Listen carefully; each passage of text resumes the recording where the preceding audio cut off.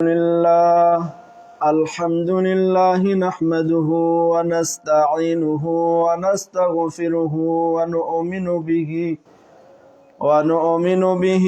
ونتوكل عليه ونعوذ بالله من شرور أنفسنا ومن سيئات أعمالنا من يهده الله فلا مضل له ومن يضلله فلا هادي له وأشهد أن لا إله إلا الله وحده لا شريك له وأشهد أن سيدنا وسندنا وحبيبنا ومولانا محمد أرسله بالحق بشيرا ونذيرا وداعيا إلى الله بإذنه وسراجا منيرا فقد قال الله تعالى في كلامه المجيد وفي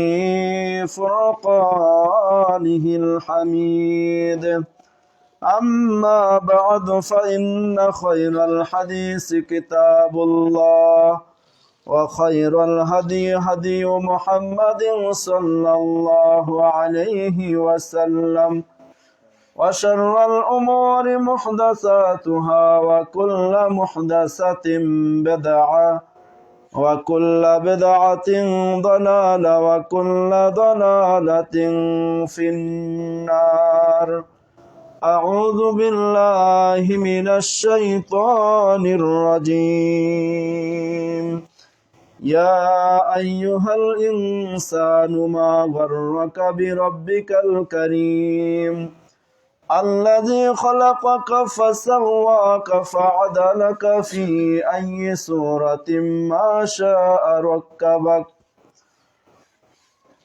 যাবতীয় প্রশংসা সমস্ত সমস্ত গুণগান সেই মহান আল্লাহ সুবহানাহু ওয়া তাআলার জন্যই, যার অশেষ মেহেরবানিতে দুনিয়ার সকল ব্যস্ততাকে পরিত্যাগ করে রবের দরবারে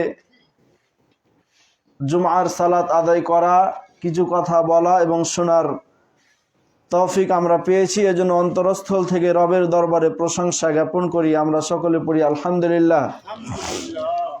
বিশ্ব মানবতার দূত আখিরি জামানার নবী সাইয়্যিদুল কাওনাইন রাহমাতুল্লিল আলামিনের প্রতি দুরূদ তাসলিমা বর্ষিত হোক। আমরা সকলে পড়ি আল্লাহুম্মা সাল্লি আলাইহি আল্লাহুম্মা বারিক আলাইহি। সুপ্রিয় উপস্থিতি, তাওহীদি জনতা, আমাদের আলোচনা চলে আসছে রবের পরিচয় সম্পর্কে। রবের পরিচয় সম্পর্কে আলোচনা করতে গিয়ে গত পর্বে রবের শাব্দিক অর্থ, পারিভাষিক অর্থ, এই বিষয়গুলো আলোচনা করেছিলাম। আল্লাহ সুবহানাহু ওয়া তাআলা যে তিনি রব, এটা মূলত কর্মগত পার্থক্য, কর্মগত পরিচয়। তিনার সত্তাগত গুণাবলী ছিল, সেটা বলেছি, এবং তিনার কর্মগত কিছু গুণ। আর কর্মগত গুণ যতগুলো রয়েছে তার মধ্যে উল্লেখযোগ্য যে প্রথম যে গুণটা, সে গুণটা হচ্ছে তিনি হচ্ছেন রব। তো আল্লাহ সুবহানাহু ওয়া তাআলা আমাদের রব, তিনি আমাদের লালন পালনকারী, তিনি আমাদের দেখাশোনাকারী, তিনি আমাদের খাওয়ান পড়ান, তিনি আমাদের জীবনের যাহা কিছু লাগে যাবতীয় উপকরণ আল্লাহ সুবহানাহু ওয়া তাআলা আমাদেরকে দেন। সেজন্য আল্লাহ সুবহানাহু ওয়া তাআলা হচ্ছেন আমাদের রব। তাহলে খাওয়া একটা কাজ, আল্লাহ সুবহানাহু ওয়া তাআলা আমাদের খাওয়ার তৌফিক দান করেন, এজন্য তিনি আমাদের রব। দেখা একটা কাজ, আল্লাহ সুবহানাহু ওয়া তাআলা দেখার শক্তি আমাদের দান করেছেন, এজন্য তিনি আমাদের রব। চলাফেরা করা একটা কাজ, এই কাজটা আল্লাহ সুবহানাহু ওয়া তাআলা আমাদেরকে শক্তি সঞ্চার করিয়েছেন আমাদের মধ্যে, এজন্য তিনি হচ্ছেন আমাদের রব।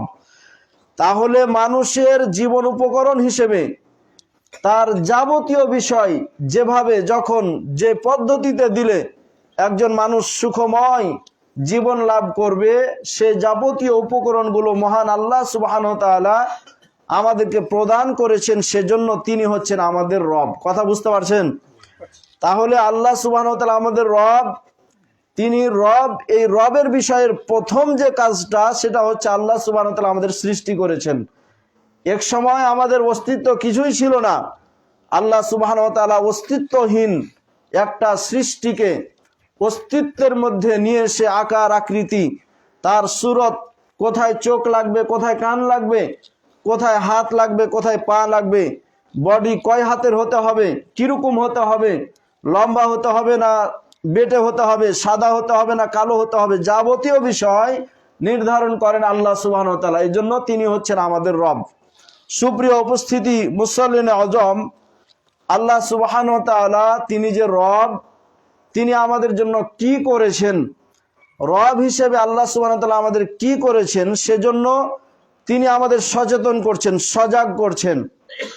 যেমন আমাদের পিতামাতা দীর্ঘ 20 বছর ধরে আমাদের লালন পালন করেন, লালন পালন করার পরে 20 বছর পরে আমাদের কোনো সন্তান যদি তার বউ তার সন্তানদেরকে নিয়ে পিতামাতাকে ত্যাগ করে তার শ্বশুরের বাড়ি অথবা অন্য কোনো জায়গায় চলে যায় এবং পিতামাতাকে যদি খাবার ভাত না দেয়, তার সাথে যদি না থাকে, তাহলে পিতামাতাকে আফসোস করে না? কথা বলেন, করে না? তাহলে পিতামাতা আফসোস করে, কেন করে? এই যে দীর্ঘ 20 বছর ধরে তোমার পিছনে আমি যে শ্রম দিয়েছি, যে অর্থ ব্যয় করেছি, আর যে সময় ব্যয় করেছি, এটার একটা মূল্য আছে। এজন্য সে সহ্য করতে না পেরে তার পাড়ায় মহল্লায় ইমামের কাছে গিয়ে হোক, অথবা পাড়ায় মহল্লায় একজন গণ্যমান্য মানুষের কাছে হোক, অথবা তার বন্ধু বান্ধবের কাছে হোক, তার আফসোস করে মূলত কথাগুলো বলে যে দেখো আমি এত কিছু করলাম, তাকে পড়ালাম, খাওয়ালাম, তার জন্য এত কিছু করার পরেও আমার সন্তান আমাকে ত্যাগ করে সে অন্য জায়গায় চলে গেছে, এই আফসোস করে।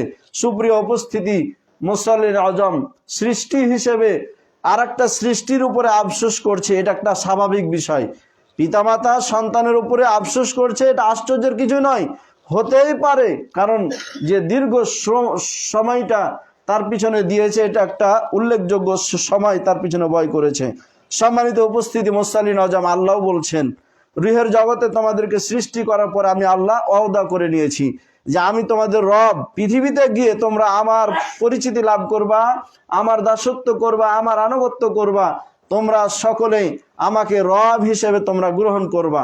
এখন মানুষ পৃথিবীতে এসে যদি আল্লাহকে রব হিসেবে গ্রহণ না করে, শাসক হিসেবে যদি সে জনগণকে রব হিসেবে গ্রহণ করে, আর জনগণ যদি প্রজা রাজা হিসেবে রাজাকে যদি বা শাসককে যদি প্রভু হিসেবে গ্রহণ করে, এই যে বিষয়গুলো এটা যদি গ্রহণ করে, অথবা ইহা ছাড়াও স্বামী বা স্ত্রী তার স্বামী দীর্ঘ সময় ব্যয় করে, অনেক কিছু শ্রম ব্যয় করে, টাকা পয়সা ব্যয় করে একটা স্ত্রীর মুখে খাবার তুলে দেয়, কথা বুঝতে পারছেন? সেজন্য যদি এখন ওই স্বামীকে স্ত্রীতে প্রভু বলে, এটা কিন্তু হিন্দুদের একটা প্রথা। দেখবেন স্বামীকে সিজদা করে, অথবা বের হয়ে যায় যখন ইনকামের জন্য, তখন দেখবেন যে পায়ের চুমু খায়, কথা বুঝতে পারছেন? এটা আমি চট্টগ্রামে যখন মাদ্রাসায় পড়ি তখন আমি এক হিন্দুকে এরকম করতে আমি দেখেছি, এবং তাদের চিন্তাধারাও কিন্তু এরকমই, যে স্বামী প্রভু সমতুল্য তাদের কাছে। সুপ্রিয় উপস্থিতি, মুসল্লিন আজম, এভাবে একটা সন্তানের মুখে খাবার তুলে দেয়। সেজন্য যদি কোনো সন্তান মনে করে যে আমার পিতামাতা আমার প্রভু, এরকমটা যদি মনে করে, তাহলে আল্লাহকে যেভাবে প্রভু হিসেবে গ্রহণ করার কথা ছিল, তদস্থলে সেই মানুষগুলো আল্লাহর স্থলে বসিয়ে দিল সৃষ্টিকে প্রভু হিসেবে, কিছু কাজ করার কারণে, কিছু উপকার করার কারণে, কিছু মানবতা এবং মানবাধিকার কিছু তার কাছ থেকে পাওয়ার কারণে তাকে প্রভুর স্থানে বসিয়ে দিল। আল্লাহ বলছেন এগুলো তোমরা করিও না, আমি আল্লাহ তোমাকে খাওয়ালাম, পড়ালাম, আমি আল্লাহ শক্তি সঞ্চার করালাম, যাবতীয় বিষয় আমি আল্লাহ সুবহানাহু ওয়া তাআলা তোমাকে দিয়েছি, অতএব আমি আল্লাহকে অস্বীকার করে কোন সৃষ্টিকে তোমরা আমার প্রভুত্ব স্থানে তোমরা স্থান দিতে গিও না। সম্মানিত উপস্থিতি, মুসল্লিন আজম, আল্লাহ সুবহানাহু ওয়া তাআলা তিনি যে রব, তিনি মানুষকে সৃষ্টি করার বাদেও আরো আনুষঙ্গিক বিষয় যে মানুষের কল্যাণার্থে সৃষ্টি করেছেন, তার পরিচিতি দিতে গিয়ে আল্লাহ সুবহানাহু ওয়া তাআলা পবিত্র কোরআনুল কারীম সূরা আবাসা 24 থেকে 32 নম্বর আয়াতে আল্লাহ ঘোষণা করে বলছেন, ফাল ইয়ানজুরিল ইনসানু ইলা তাআমিহি। আল্লাহ সুবহানাহু ওয়া তাআলা ঘোষণা করে বলছেন, ফাল ইয়ানজুরিল ইনসানু ইলা তাআমিহি, মানুষের জন্য উচিত, মানুষের চিন্তা ফিকির করা উচিত, গবেষণা করা উচিত, দেখা উচিত, যে চিন্তা ভাবনা করা উচিত এই দিকে লক্ষ্য করে যে ইলা তাআমিহি, তার খাবারের দিকে লক্ষ্য করে। সম্মানিত উপস্থিতি, মুসল্লিন আজম, তার খাবারের দিকে, এর আগের আলোচনা ছিল তার শরীরের দিকে দেখুক, যে তাকে কি জিনিস থেকে সৃষ্টি করা হয়েছে, কোথা থেকে সৃষ্টি করা হয়েছে, তার অঙ্গ প্রত্যঙ্গ কিভাবে সৃষ্টি করা হয়েছে, এ দিয়ে তো সে লক্ষ্য করুক। এবার আল্লাহ সুবহানাহু ওয়া তাআলা বলছেন ফালয়ানজুরিল ইনসানু ইলা তাআমিহি, মানুষের উচিত হলো তার খাবারের দিকে লক্ষ্য করা। আপনি ধান পেয়েছেন, ধানকে নিয়ে গবেষণা করেন। এ ধান একটা ধান ছিল, ওই ধানটা একটা থেকে আপনি গাছ একটা বপন করলেন, বপন করার পরে ওখান থেকে একটা শীষ হলো, একটা থেকে কিভাবে 250টা থেকে 300টা দানা আসলো, আপনি চিন্তা ফিকির করেন। একটা সরিষার দানা থেকে গাছ বের হলো, গাছ বের হওয়ার পরে ওই সরিষার দানা কিভাবে একটা শীষের মধ্যে অথবা একটা গাছের মধ্যে কিভাবে প্রায় 400 থেকে 500টা দানা আসলো, কে নিয়ে আসলো, কিভাবে আসলো, এই বিষয়গুলো নিয়ে আল্লাহ সুবহানাহু ওয়া তাআলা বলছেন চিন্তা করো। তুমি কৃষক হয়েছো, সেজন্য মনে করবা যে আমি গাছটাকে লালন পালন করলাম, আমার শ্রম, আমার সময়, আমার টাকা ব্যয় করার বিনিময়ে আমি তাতে ফসল ফলালাম, তাকে আমি সরিষার দানা আমি নিয়ে আসলাম, ধান নিয়ে আসলাম।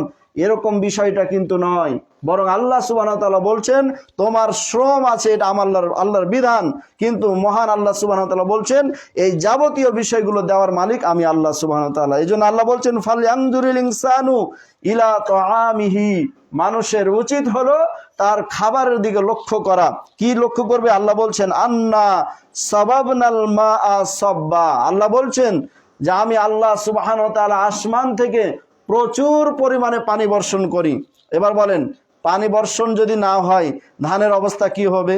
যারা আবাদ করেন, বরিন্দে থাকেন বা আমাদের দেশীয় যারা আবাদ করেন তারাই জানি যে বছরে খরা হয়, পানি হয় না, বৃষ্টি হয় না, সেই বছর ফসল ফলনের ব্যাপারে খুবই লস এবং খুবই কমতি বুঝতে পারা যায়। সম্মানিত উপস্থিত মুসল্লি নওজোয়ান, এই যে আজকে ভীষণ ফেলেছে শীতকাল, বুঝতে পারছেন তো? এই শীতকালে রোদের ছোঁয়া না আসার কারণে অথবা আসমান থেকে পানির যে পরিমাণ দরকার সেটা না আসার কারণে বাড়িতে গিয়ে দেখলাম মানুষের মুখে শুনতে পেলাম যে এবার যে ধান লাগানোর জন্য যে বিছন ফেলা হয়েছে সব কিছু শেষ হয়ে গেছে, নষ্ট হয়ে গিয়েছে।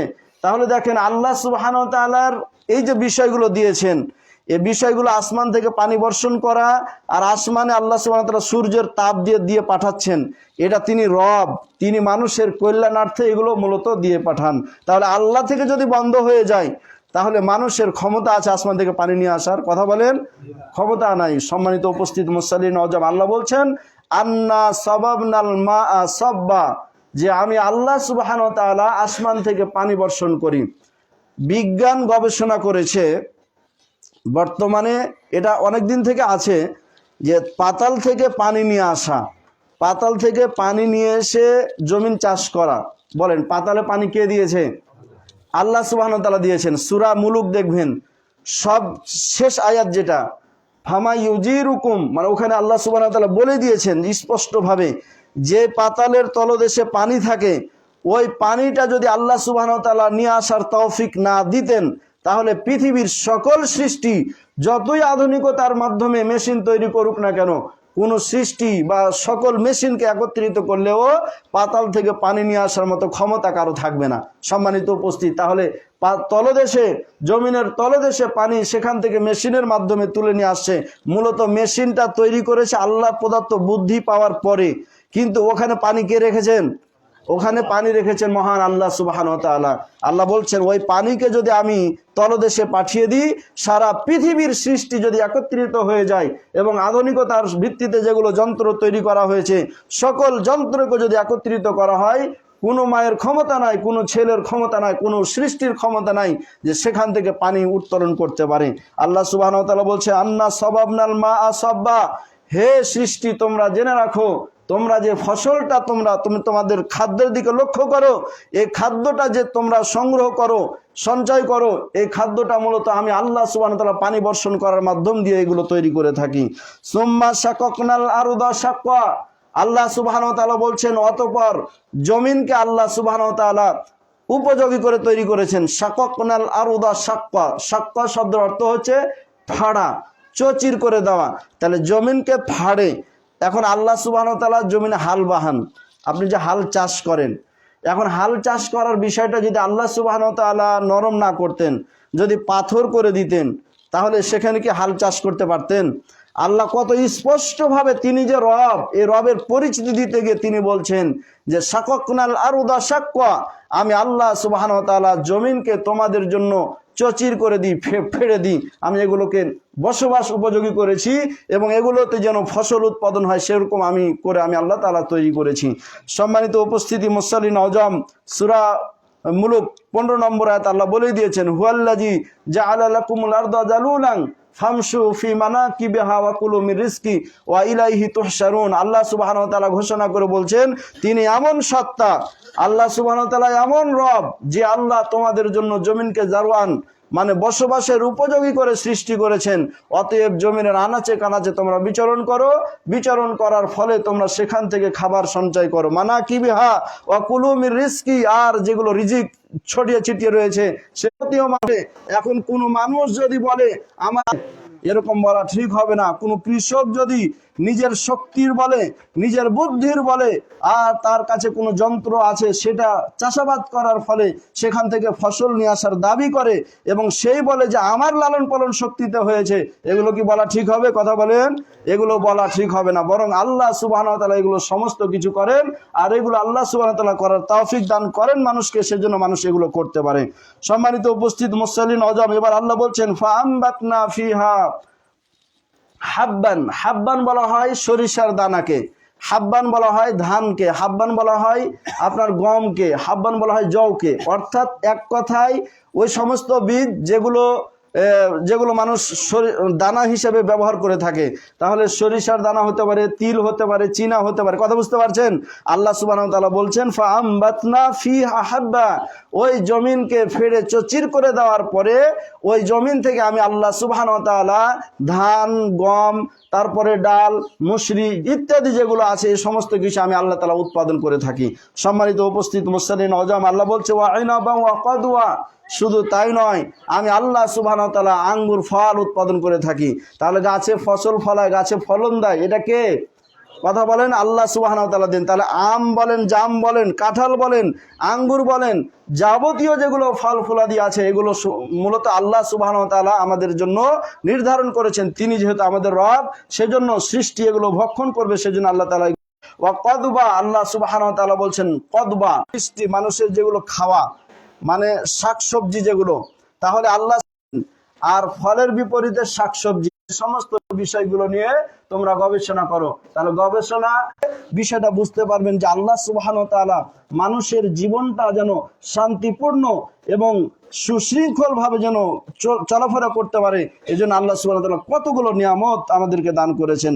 ওয়া জাইতুনান ওয়া নাখলা, শুধু কি ফল ফুলা দিয়ে? আল্লাহ বলছে জাইতুন দিয়েছি। জাইতুন মানে জলপাই, অথবা ইহা ছাড়াও আরো যতগুলো আছে, এটা এক প্রকার তেলকে বলা হয়, জাইতুনের তেল বলে না।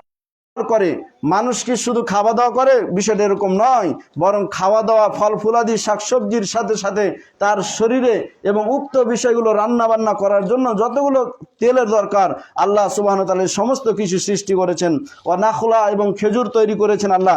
ওয়া হাদায়ুকা গুলবা, আল্লাহ সুবহানাহু ওয়া তাআলা বলছেন আমি তোমাদের রব, এজন্য আমি আল্লাহ সুবহানাহু ওয়া তাআলা ঘন নিবিড় বিশিষ্ট অনেক গাছ বাগান তৈরি করেছি। অর্থাৎ ঘন ঘন গাছ বিশিষ্ট অনেক বাগান আমি আল্লাহ সুবহানাহু ওয়া তাআলা সৃষ্টি করেছি।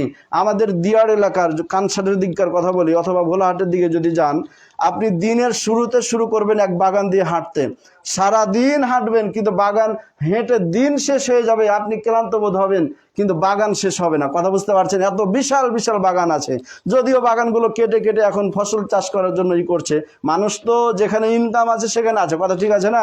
তাহলে মানুষ তার জীবন উপকরণের জন্য যেখানে টাকা সেখানে মানুষ।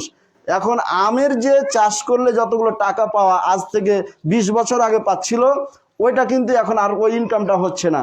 এজন্য বাড়ির দিকে গেলে এখন দেখতে পাই বাগানগুলো কেটে কেটে ফাঁকা হয়ে গেছে, মানে এখন ফসল চাষ করবে। সুপ্রিয় উপস্থিতি মুসল্লিন আজম, তাহলে বিশাল বিশাল বাগান, আপনার 50 বিঘা মাটি আছে, এজন্য আপনি বাগান দিয়ে লাগিয়ে দিয়েছেন, আর সেখানে বাগান আছে বলে আপনি অহংকার করবেন যে আমার এত বিঘা বাগান আছে, আমার এত গাছ আছে। সুপ্রিয় উপস্থিতি, আসলে গাছগুলো মানুষ করার, গাছগুলো দেখাশোনা করা, আর এই গাছগুলো তৈরি করেছেন কে? কথা বলেন কে? আল্লাহ সুবহানাহু ওয়া তাআলা তৈরি করেছেন। আর ওই কথাই বলছেন যে আল্লাহ বলছেন ওয়া হাদাইকা গুলবা, আল্লাহ সুবহানাহু ওয়া তাআলা ঘন নিবিড় বিশিষ্ট, ঘন ঘন গাছ বিশিষ্ট আল্লাহ সুবহানাহু ওয়া তাআলা বাগান সমূহ তৈরি করেছেন। ওয়া ফাকিহাতান, এবং ফল ফুলাদি সৃষ্টি করেছেন। ফল ফুলাদি আম, জাম, কাঁঠাল, আঙ্গুর যা বলেন না কেন সমস্ত কিছু ফল একমাত্র আল্লাহ সুবহানাহু ওয়া তাআলা সৃষ্টি করেছেন। ওয়া আব্বা, শুধু ফল ফুলাদি নয়, বরং আল্লাহ সুবহানাহু ওয়া তাআলা বলছেন ওয়া আব্বা। আব্বা শব্দের অর্থ হচ্ছে যে পশু যেগুলো ঘাস খায়, পশু যেগুলো ঘাস খায়, তাহলে সামার ঘাস বলেন, কাঁঠালের পাতা বলেন, কথা বুঝতে পারছেন তো? তাহলে এই যে বিষয়গুলো সমস্ত কিছু, তাহলে মানুষ সৃষ্টি করার পরে আল্লাহ সুবহানাহু ওয়া তাআলা মানুষ কি খাবে শুধু সেই বিষয়টা সৃষ্টি করেছেন, বিষয়টা এরকম নয়, বরং মানুষের সহযোগী যতগুলো সৃষ্টি আছে ওই সৃষ্টিগুলো কি খাবে সেটাও আল্লাহ সুবহানাহু ওয়া তাআলা সৃষ্টি করে দিয়েছেন। তাহলে গরু, ছাগল, মহিষ যা খাবে এ সমস্ত বিষয়গুলো আল্লাহ সুবহানাহু ওয়া তাআলা ঘাস, তরুলতা এগুলো সৃষ্টি করেছেন। তাহলে বলেন, তাহলে মানুষেরই কি শুধু দায়িত্ব নিয়েছে নাকি গরু ছাগলেরও দায়িত্ব নিয়েছে? কথা বলেন। তাহলে গরু ছাগলেরও দায়িত্ব নিয়েছে। আপনার 10 কাঠা মাটি আছে, কানটাতে মনে করেন আপনি ঘাস লাগিয়েছেন, এখন ঘাস লাগিয়ে আপনার 10টা গরু আছে, আপনি গরু 10টা পুষছেন, লালন পালন করছেন, এজন্য কি আপনি গরুগুলোর প্রভু হলেন? কথা বলেন, গরুগুলোর কি প্রভু হলেন? আপনি অস্থায়ী মালিক হলেন। কিন্তু আল্লাহ সুবহানাহু ওয়া তাআলা বলছেন এগুলোর ঘাস তরুলতা সৃষ্টি করা, আর তোমাদের যেমন আমি আল্লাহ, ঠিক তোমাদের অধীনস্থ যেগুলো গরু, ছাগল, মহিষ রয়েছে এ সমস্ত অধীনস্থ গরু, ছাগল, মহিষগুলোরও প্রভু আমি আল্লাহ সুবহানাহু ওয়া তাআলা। সম্মানিত উপস্থিত মুসল্লিন আওজাম, আল্লাহ বলছেন ওয়া মাতা আল্লাকুম ওয়া লিআনআমিকুম, এই যাবতীয় বিষয়গুলো আমি আল্লাহ সুবহানাহু ওয়া তাআলা সৃষ্টি করেছি, এটা তোমাদের জীবন উপকরণের জন্য, যাতে তোমরা সুখময় একটা জীবন গঠন করতে পারো। ওয়া লিআনআমিকুম, আর তোমাদের চতুষ্পদ জন্তু, তোমাদের যেগুলো অধীনস্থ রয়েছে এ সমস্ত চতুষ্পদ জন্তুগুলোর জন্য আমি আল্লাহ সুবহানাহু ওয়া তাআলা সৃষ্টি করেছি। সূরা আবাসা 24 থেকে 32 নম্বর আয়াত। তাহলে উক্ত আয়াতগুলো থেকে আমরা প্রতীয়মান হলাম। আল্লাহ সুবহানাহু ওয়া তাআলা বলছেন, হে মানুষ সকল, তোমরা শুনে রাখো, তোমাদেরকে আমি আল্লাহ সৃষ্টি করলাম। যাবতীয় সৃষ্টি করার পরে তোমার জীবনটা কিভাবে চলবে, তোমার জীবনটা যেন সুখময় হতে পারে, কষ্ট যেন না পাও, তোমার জীবনটা যেন উন্নতির শিখরে পৌঁছে, এই জন্য যতগুলো মাধ্যম উপকরণ সৃষ্টি করার দরকার আমি আল্লাহ সুবহানাহু ওয়া তাআলা সমস্ত কিছু সৃষ্টি করেছি। এগুলো কি রবের কাজ না? কথা বলেন। আমি তো আগেই বলে দিয়েছি রব শব্দের অর্থ হচ্ছে লালন পালন করা। তাহলে রব শব্দের অর্থ লালন পালন করা। কিভাবে লালন পালন করবে? আপনাকে বাড়িতে নিয়ে আসা হলো, বাড়িতে আসলাম, আপনার বাড়িতে আপনাকে নিয়ে আসা হলো, আমি নিয়ে আসলাম, এখন আপনাকে পেশাব পায়খানার একটা ব্যবস্থা করে দেওয়া অথবা আপনার খাবারের ব্যবস্থা করে দেওয়া, এগুলো যদি না করি তাহলে আপনি কি বাড়িতে থাকবেন? কথা বলেন। আপনি বাড়িতে থাকবেন না। তাহলে আপনাকে নিয়ে আসার আপনার দায়িত্বটা আমি নিলাম, তার মানে হলো এটাই যে আপনার সুখময়, আপনি যাতে করে রাতটা ভালো করে কাটাতে পারেন, দিনটা যেন ভালো করে কাটাতে পারেন, এজন্য অগ্রিম আপনার জন্য ঘর তৈরি করা, এজন্য আপনার জন্য বিছানা তৈরি করা, এজন্য আপনার জন্য পেশাব পায়খানা তৈরি করা, আপনি কি খাবেন যাতে করে খাওয়ার দাওয়ার কোনো কষ্ট না হয়, এজন্য সমস্ত কিছু আগে ব্যবস্থা করে দেওয়া। আল্লাহ তাআলা ওই কথাই বলছেন, তোমাদেরকে সৃষ্টি করে আমি আল্লাহ পৃথিবীতে পাঠিয়েছি, ঠিক আছে, তবে জেনে রাখো তোমাদের কোনো কষ্ট যেন না হয়, সেজন্য তোমাদেরকে সৃষ্টি করার পরে যাবতীয় বিষয় যাহা কিছু লাগে আমি আল্লাহ সুবহানাহু ওয়া তাআলা সমস্ত কিছু উপকরণগুলোকে সৃষ্টি করে দিয়েছি। সম্মানিত উপস্থিত মুসল্লিন আওজাম, আল্লাহ সুবহানাহু ওয়া তাআলা তিনার রবের পরিচিতি দিতে গিয়ে তিনি বলছেন সূরা মুমিন 64 নম্বর আয়াতে বলছেন, আল্লাহুল্লাযী জাআলা লাকুমুল আরদা করারান ওয়াস সামাআ বিনা, তিনি এমন সত্তা, তিনি এমন রব যে আল্লাহ সুবহানাহু ওয়া তাআলা তোমাদের জন্য জমিনকে সৃষ্টি করেছেন বসবাস হিসেবে। করারান শব্দের অর্থ হচ্ছে স্থির করে দেওয়া, গেঁড়ে দেওয়া। তাহলে জমিনকে আল্লাহ সুবহানাহু ওয়া তাআলা স্থির করে সৃষ্টি করেছেন। এখন বলেন 30 সেকেন্ড অথবা 5 সেকেন্ড বা একটা শুধু ঝাঁকি দেয় ভূমিকম্পের সময়, তাহলে একটা ঝাঁকি দেওয়ার সময় 7 তলা উপরে অথবা 5 তলা উপরে, বা আপনি স্থির হয়ে দাঁড়িয়ে আছেন, এমন সময় ভূমিকম্প শুরু হয়েছে, তখন কি হয় আমাদের অবস্থা? কথা বুঝতে পারছেন? তাহলে এরকম অবস্থাটা, ভূমিকম্প মাত্র অল্প কয়েক সেকেন্ডের জন্য যদি হতে গিয়ে যদি এরকম অবস্থাটা হয়, তাহলে আল্লাহ সুবহানাহু ওয়া তাআলা যদি এরকম উপকরণ হিসেবে তৈরি না করতেন, জমিনটাকে যদি গেড়ে না দিতেন, টলমল যদি করে বেড়াতো, তাহলে কি আমাদের বসবাস করা কষ্ট হতো না? কথা বলেন। তাহলে অবশ্যই আমাদের জন্য কষ্টকর হতো। তো আল্লাহ সুবহানাহু ওয়া তাআলা বলছেন তোমরা যাতে করে স্থির হিসেবে এবং ভালোভাবে কষ্টহীনভাবে যেন তোমরা বসবাস করতে পারো, এজন্য আল্লাহ সুবহানাহু ওয়া তাআলা তোমাদের জন্য এই জমিনকে স্থির করে দিয়েছেন, গেড়ে দিয়েছেন। ওয়াস-সামাআ বিনাআ, এবং আল্লাহ সুবহানাহু ওয়া তাআলা বলছেন এবং আসমানকে আল্লাহ সুবহানাহু ওয়া তাআলা সৃষ্টি করেছেন ছাদ হিসেবে। ওয়াসাওয়ারাকুম ফাআহসানা সুওয়ারাকুম, আর তোমাদের আকার আকৃতিটাকে আল্লাহ সুবহানাহু ওয়া তাআলা সৃষ্টি করেছেন ফাআহসানা সুওয়ারাকুম, এবং তোমাদের আকার আকৃতিটাকে সবচেয়ে উত্তম করে সৃষ্টি করেছেন। সূরা 3 আল্লাহ সুবহানাহু ওয়া তাআলা বলছেন লাকাদ খালাকনাল ইনসানা ফি আহসানি তাকওয়িম। আল্লাহ সুবহানাহু ওয়া তাআলা বলছেন অবশ্যই অবশ্যই মানুষকে আমি আল্লাহ সুবহানাহু ওয়া তাআলা সৃষ্টি করেছি সবচাইতে সুন্দর এবং সাবলীল আর অবকাঠামো দিয়ে আল্লাহ সুবহানাহু ওয়া তাআলা মানুষকে সৃষ্টি করেছেন। ওই কথা বলছেন ফা আহসানা সুওয়ারাহু, আমি তোমার আকার আকৃতিটাকে গঠন করেছি ঠিক আছে, তবে এই আকার আকৃতিটা অন্য সৃষ্টির চাইতে সবচাইতে বেশি সুন্দর এবং সবচাইতে বেশি সাবলীল এবং সবচাইতে বেশি আকর্ষণীয়। সম্মানিত উপস্থিত মুসল্লিন আজম, অন্য সৃষ্টির দিকে লক্ষ্য করেন।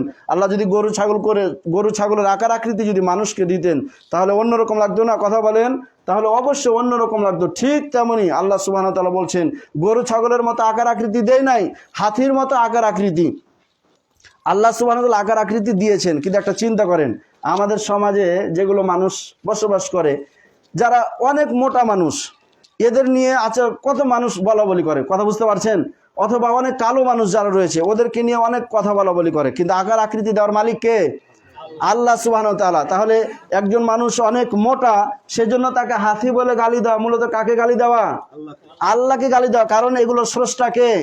এগুলোর স্রষ্টা হচ্ছে আল্লাহ। তাহলে একজন মানুষ কালো, এখন কালো মানুষটাকে আপনি গালি দিচ্ছেন, কালু বলে ডাকছেন, মানে তিরস্কার করে, তাহলে বলেন এই তিরস্কার আসলে ওই সৃষ্টিটাকে করা হলো নাকি আল্লাহকে করা হলো? কারণ এগুলো সৃষ্টিকর্তা হচ্ছেন মহান আল্লাহ তাআলা। বুঝতে পারছেন? সম্মানিত উপস্থিত মুসল্লিন নওজওয়ান, আল্লাহ বলছেন ফাআহসানা সুওয়ারাকুম, যে আল্লাহ সুবহানাহু ওয়া তাআলা তোমাদের আকার আকৃতি দান করেছেন। আকার আকৃতি দান করার পরে আল্লাহ সুবহানাহু ওয়া তাআলা সবচাইতে সুন্দর এবং সাবলীল আর আকর্ষণীয় আকার আকৃতি আল্লাহ তাআলা দান করেছেন। আল্লাহ বলছেন ওয়া রাযাকাকুম মিনাত তাইয়্যিবাত, শুধু তাই নয়, আল্লাহ সুবহানাহু ওয়া তাআলা এমন রব তোমাদের, যে আল্লাহ সুবহানাহু ওয়া তাআলা তোমাদের জন্য খাবার হিসেবে নির্ধারণ করেছেন পুত পবিত্র বিষয়গুলো। সম্মানিত উপস্থিত মুসল্লিন আজম, আমাদের বাড়ির পিছনে এখন তো প্রত্যেকটা বাড়িতে বাড়িতে বাথরুম, কথা বুঝতে পারছেন? প্রতিটা বাড়িতে বাড়িতে বাথরুম, কিন্তু আজ থেকে 15 বছর আগে দিয়ে আপনি যান, তাহলে 15 বছর আগে কিন্তু এরকম বাথরুম ছিল না, বাড়ির বাইরে ছিল। যাদের ধন সম্পদ ছিল তারা হয়তো বা বাইরে করেছিল, কিন্তু যারা গরিব ছিল তারা মাঠে ঘাটে পেশাব পায়খানা করেছিল, কথা বুঝতে পারছেন? তাহলে মাঠে ঘাটে পেশাব পায়খানা করে যারা বেড়াতো, ওই সমস্ত ব্যক্তিদের এরকম অনেক দেখতে পাওয়া গেছে যে পেশাব পায়খানাগুলো ভেড়াতে খায়, কথা বুঝতে পারছেন? কান্টাগুলোতে দেখবেন যে মুরগিতে পেশাব পায়খানা খায়, কথা বুঝতে পারছেন তো? আমার কথা বুঝতে পারছেন তো সম্মানিত উপস্থিত মুসল্লিন নওজওয়ান? তাহলে পায়খানা এত বড় একটা নিকৃষ্ট বিষয়, নিকৃষ্ট বস্তু, এটা কি মানুষের জন্য জায়েজ?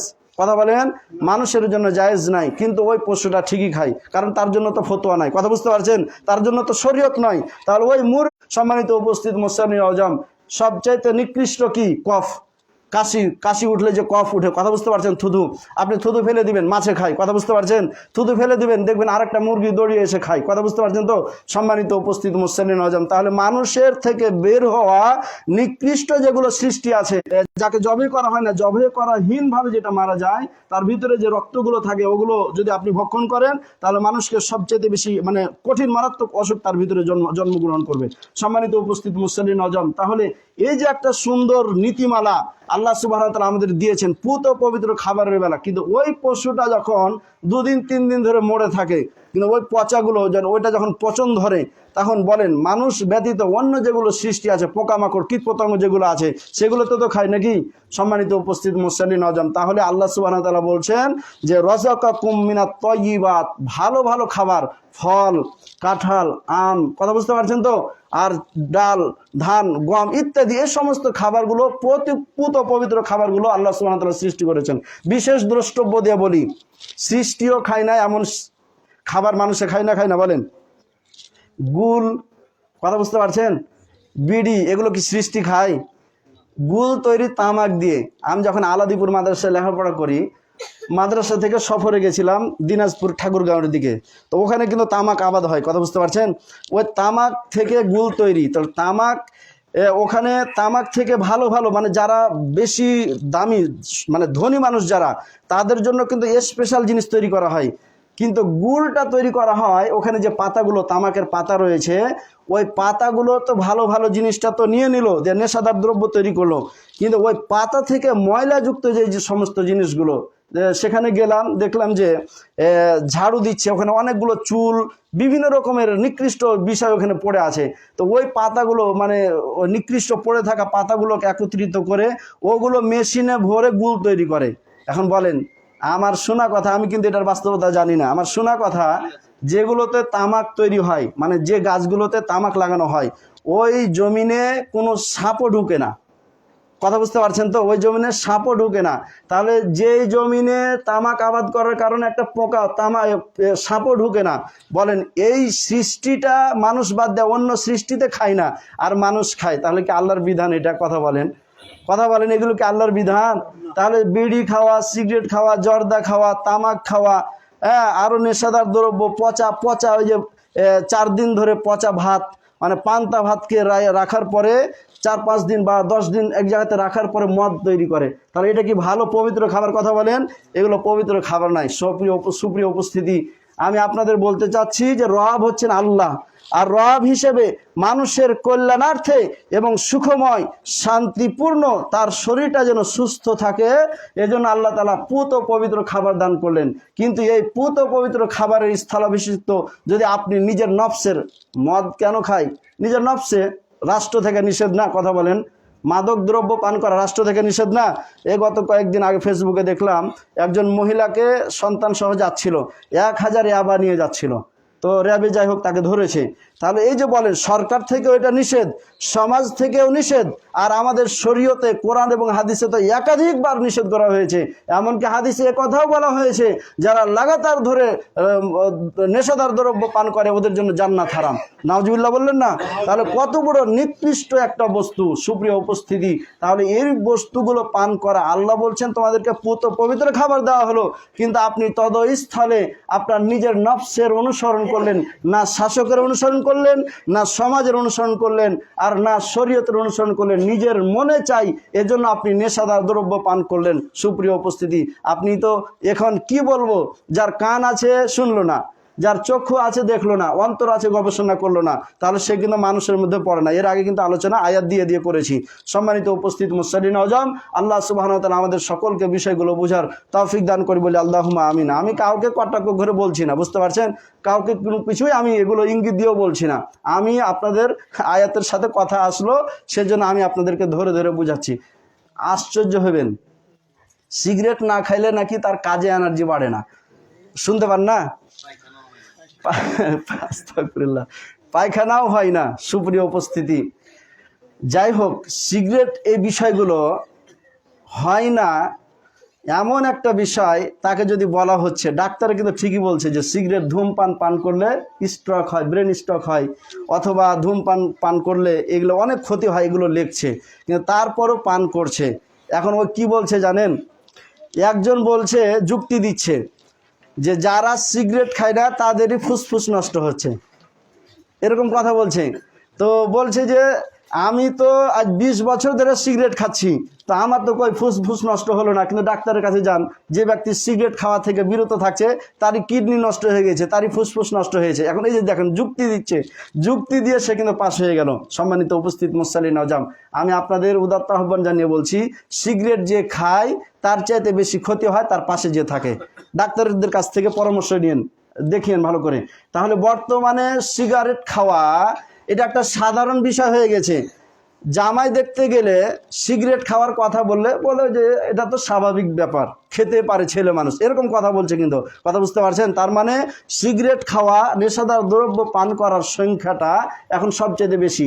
তাহলে ওদের সংখ্যা বেশি, আর আপনি সিগারেট খাচ্ছেন না, ওদের সাথে হাঁটাহাঁটি চলাফেরা করছেন, তাহলে ক্ষতিটা কি আপনার হবে না? ক্ষতি আপনার হবে। তার কিডনি তো নষ্ট হবে আপনার। আর ওই তো খাচ্ছে সেটা তো পরের কথা, কারণ খেয়ে খেয়ে তার অন্তরটা শক্ত হয়ে গেছে, তার ওই যে ফুসফুস যেগুলো আছে সেগুলো ঠিক আছে। আমার চাচাতো নানা, মানে আমার নিজের নানার ছোট ভাই, তো মারা গেছেন।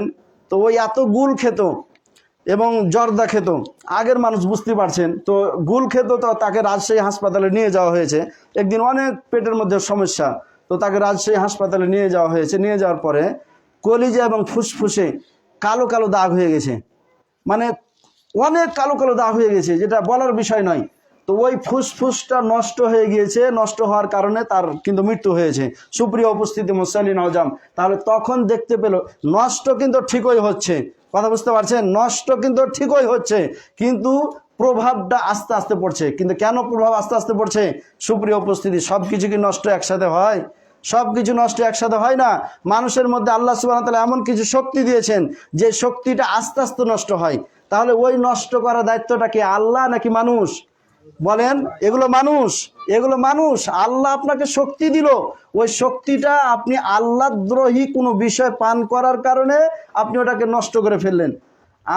আমি যখন হাজারবিঘি মাদ্রাসায় পড়তাম, তো ওখানে একটা মুয়াজ্জিন ছিল, মুয়াজ্জিনটা মারা গেছে, আল্লাহ তাআলা তাকে জান্নাত দান করুক। সে একদিন গল্প করছে যে আমি আগে জর্দা দিয়ে পান খেতাম, তো জর্দা দিয়ে পান খেতাম, তো পানের পিক আছে না, পানের পিক যেটাকে বলছে, তো পানের পিক তো ফেলে, এটাকে বাইরে ফেলে দেয়, আবার কেউ কেউ আছে খেয়েও নেয়, কথা বুঝতে পারছেন। তো ও বলছে যে একদিন পানের পিকটা আমার পাঞ্জাবিতে লাগে, তো পাঞ্জাবিতে লাগার পরে আমি ওটাকে পরবর্তীতে এক সময় সাবান দিয়ে ঘষে ধুলাম, কিন্তু দাগ উঠছে না। এখন ওর মনের ভিতরে চিন্তা যে আমার পাঞ্জাবিতে লাগলো, এত সাবান দিয়ে ধুলাম, পানের পিকের দাগ উঠলো না, তাহলে আমার ভিতরেতে গেল, তাহলে আমার ভিতরে গিয়ে তো নাড়ি ভুঁড়িতে থাকবে, তাহলে তো অবশ্যই নষ্ট হবে, কথা বুঝতে পারছেন। এরকম একটা মনের ভিতরে তার চিন্তা হওয়ার কারণে ওই বলছে, মানে মাদ্রাসার মুয়াজ্জিন, আমাদের সাথে সম্পর্ক, তখন আমরা ছাত্র, তো বলছে যে আমরা তখন এই চিন্তা হওয়ার কারণে আমি জর্দা খাওয়া ছেড়ে দিয়েছি, মানে পান খাওয়াটাই আমি ছেড়ে দিয়েছি।